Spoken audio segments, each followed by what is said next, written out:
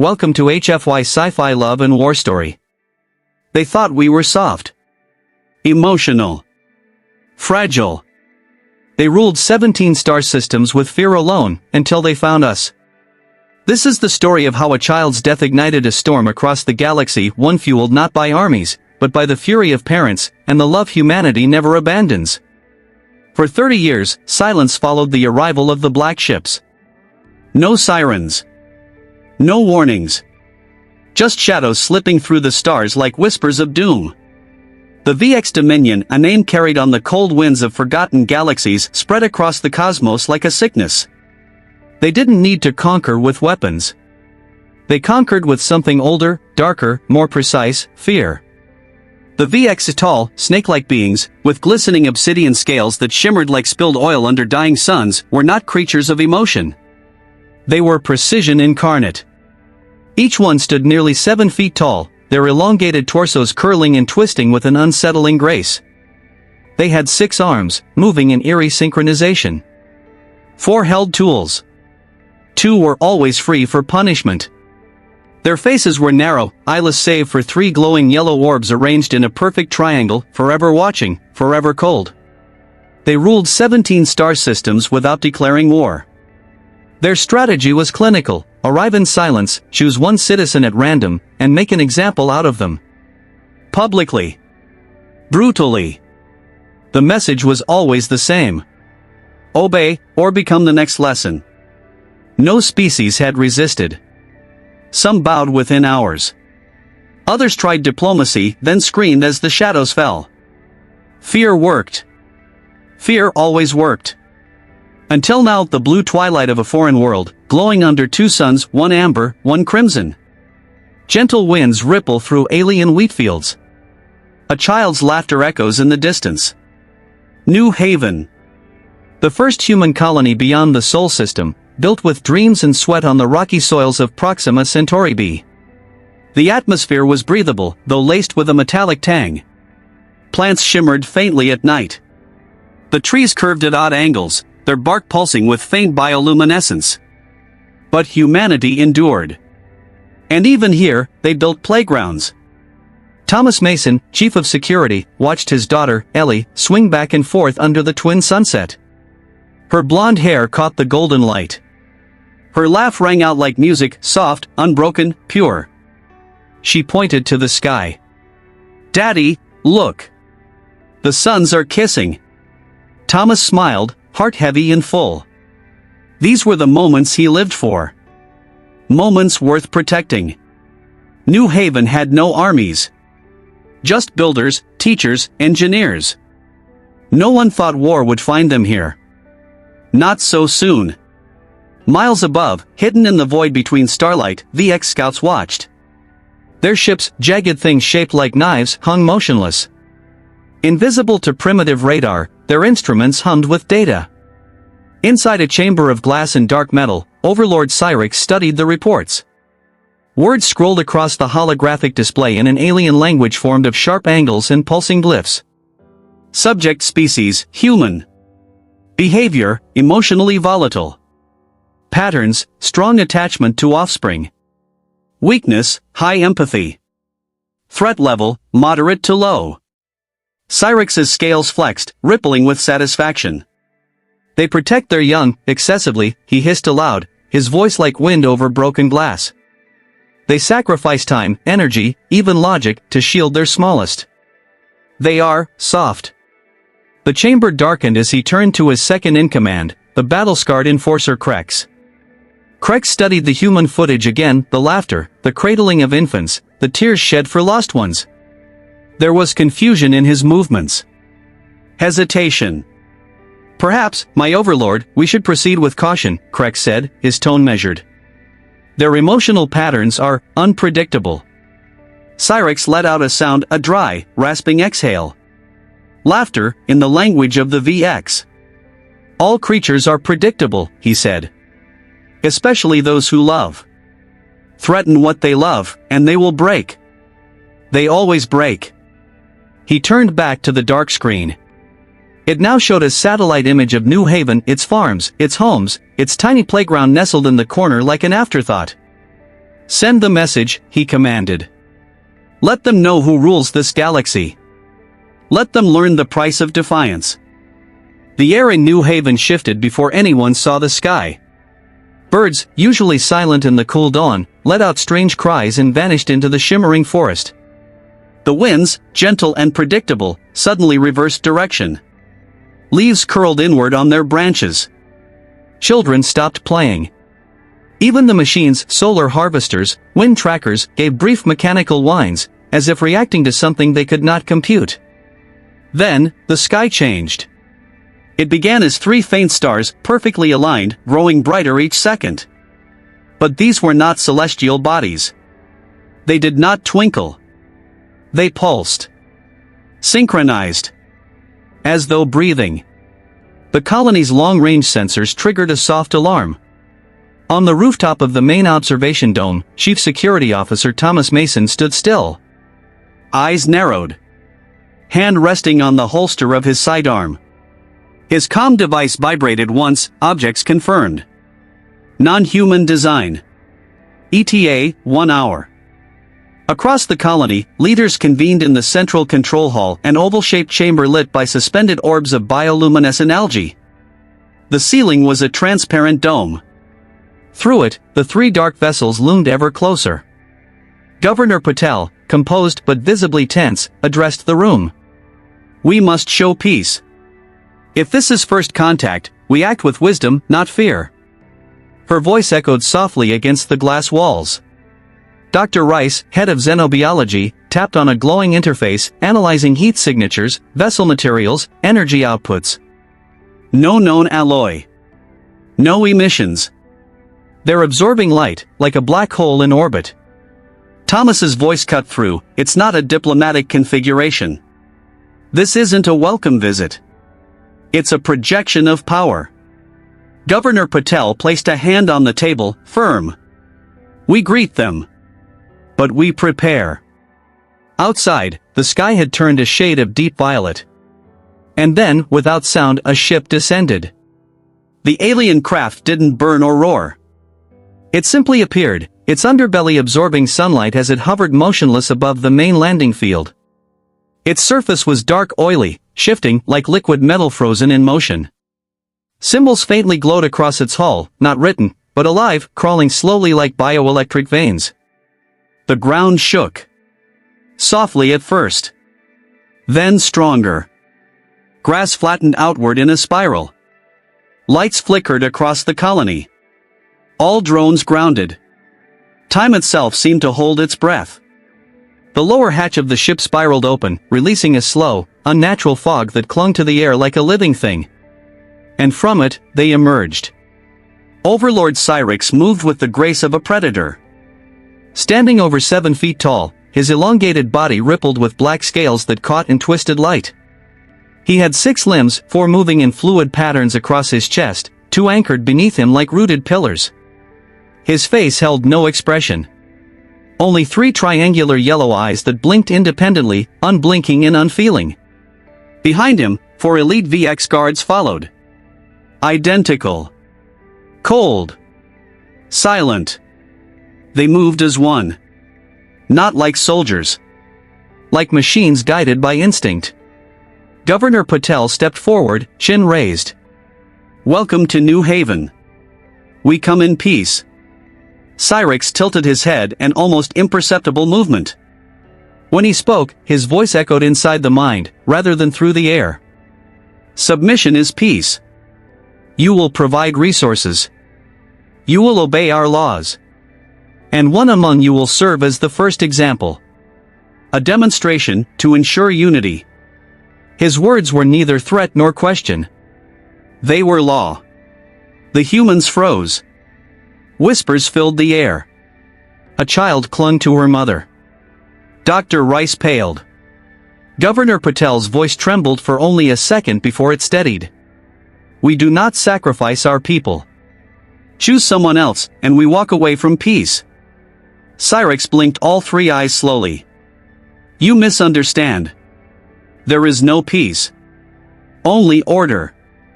He raised one arm, and the guards dispersed without instruction, moving toward the residential zones. No, Thomas said sharply, stepping forward. No patrols without escort. Not in our homes. Not near the schools. Cyrix did not respond. He simply nodded once, as if acknowledging a game had just begun. The patrols vanished into the colony's pathways, slow and deliberate, passing homes, gazing through windows, ignoring protests. Their presence alone was a message: we are already inside. That night, silence returned to New Haven, but it was no longer peaceful. Mothers kept children close. Fathers sharpened old tools. Machines were double-checked. Communication relays secured. And above it all, Thomas Mason sat outside his daughter's room, weapon in hand, watching the skies pulse red. He had seen many things as a soldier, but never this. No one expected what would happen next. No one, except Thomas Mason. The message came at dusk. A soft chime from Thomas Mason's comm device, brief and hollow. Incident at the playground. Immediate. He didn't wait. He didn't ask. He ran.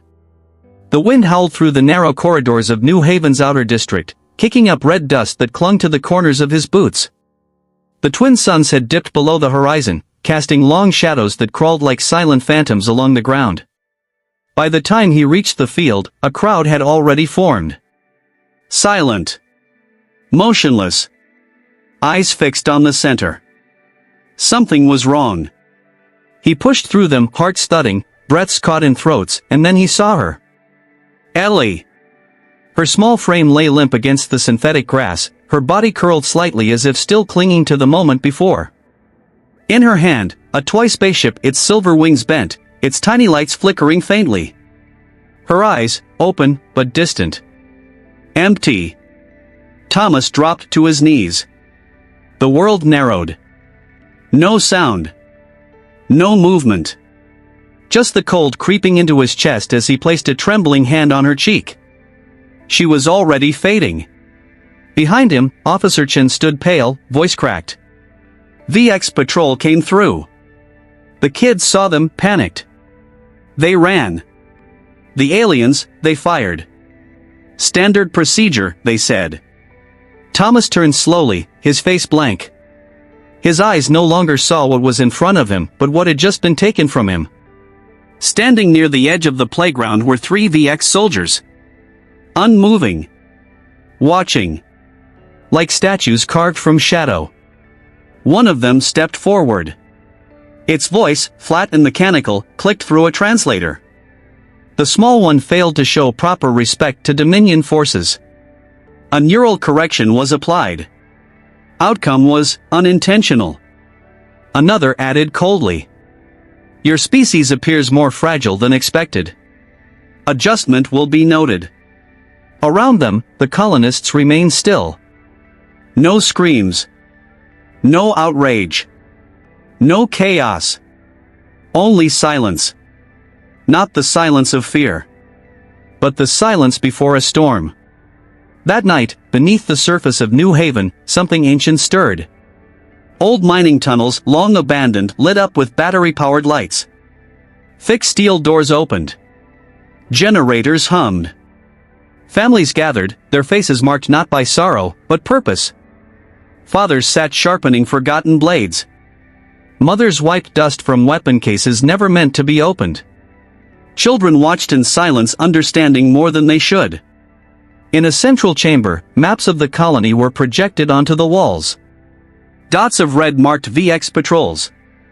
Blue lines traced secret routes. Hands moved across touchpads, activating dormant systems. Thomas stood at the center, now silent. Grief had not broken him. It had reshaped him.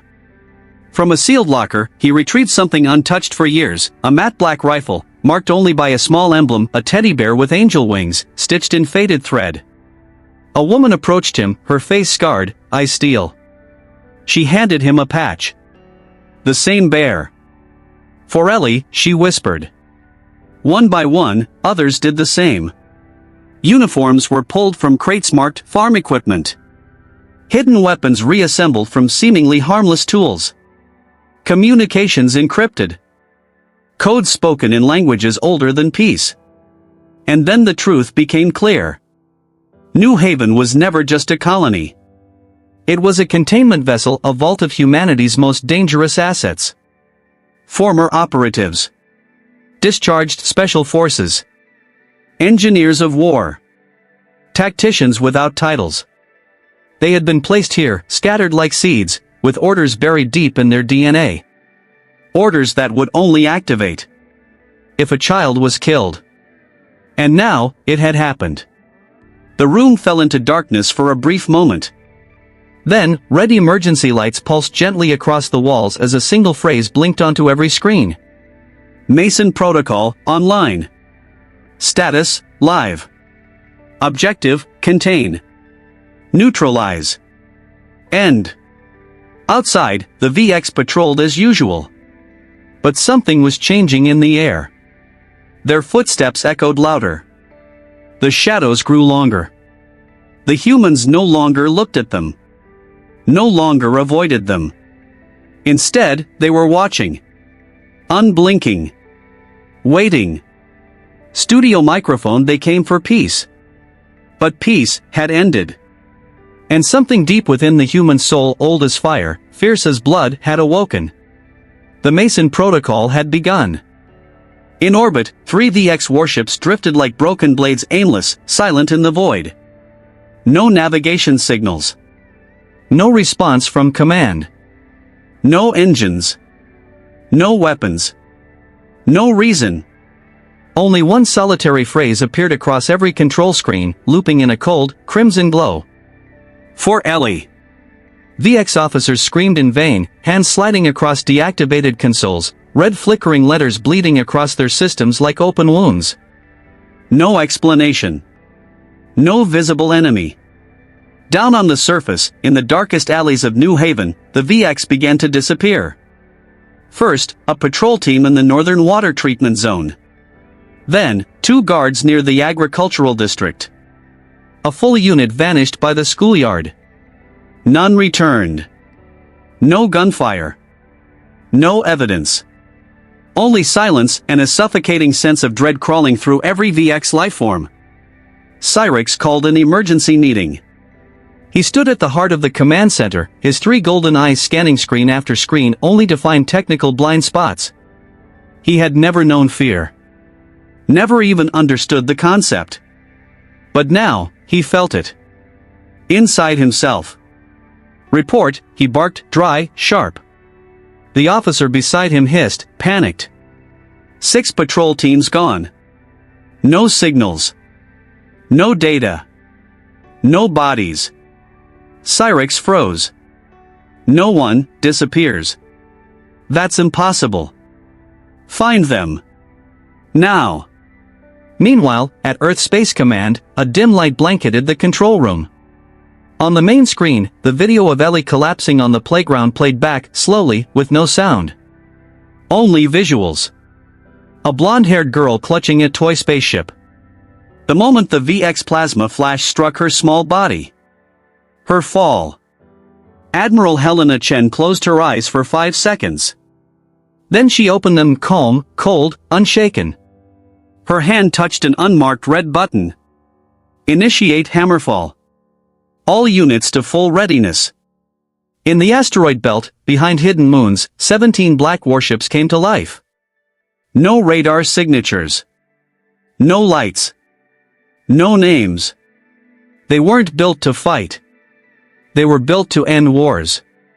Back beneath New Haven, one by one, people opened old wooden crates disguised as mining gear, revealing high-grade military weaponry. Thomas Mason stood at the center, not just a grieving father anymore.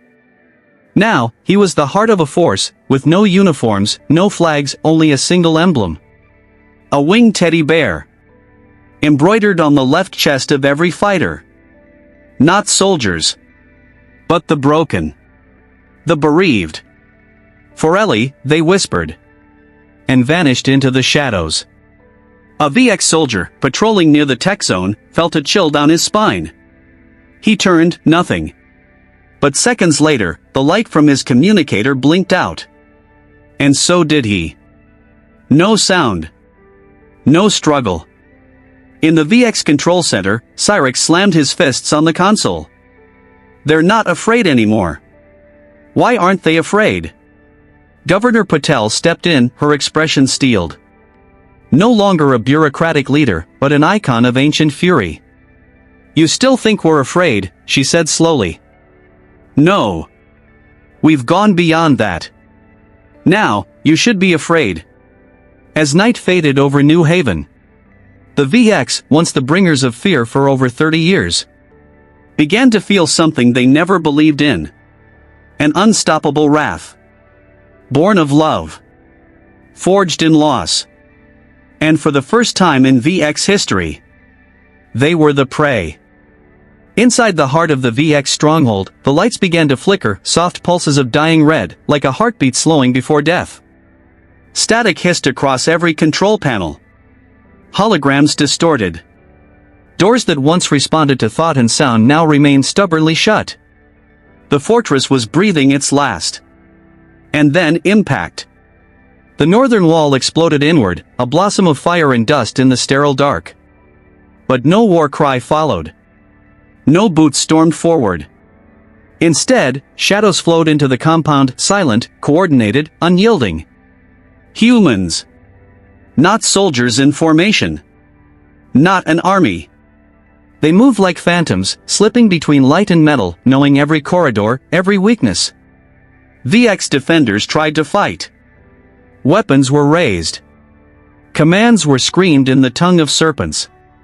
But nothing worked. The humans' weapons emitted no flash. No sound. Only sudden failure in VX systems, and armor that fell apart like paper soaked in acid. For every strike the aliens attempted, 3 of their own fell, without ever knowing where the blow had come from. It was not a battle. It was a reckoning. In the command center, Overlord Cyrix watched in disbelief. Security feeds blinked out one by one, each a window closing on what he once ruled.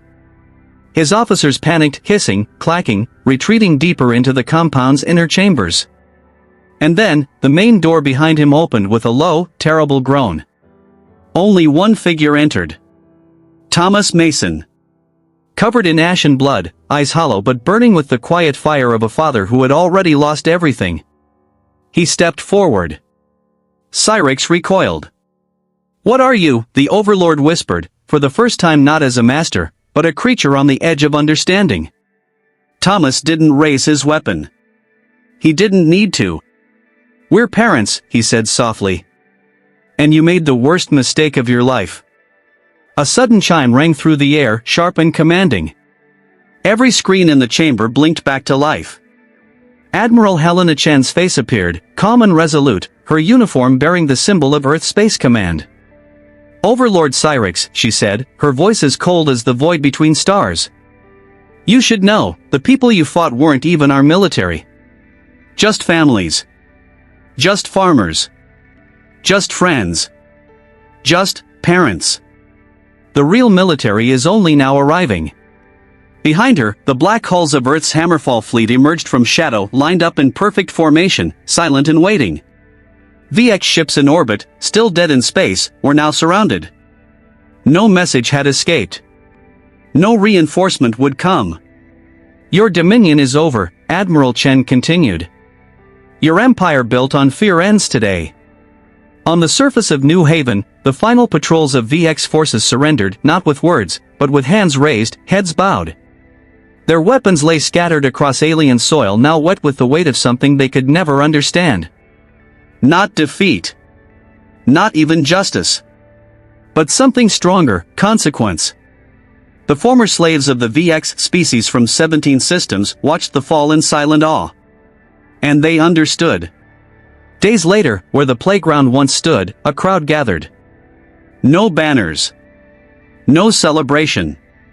Just people. And at the center, a statue. Small. Simple.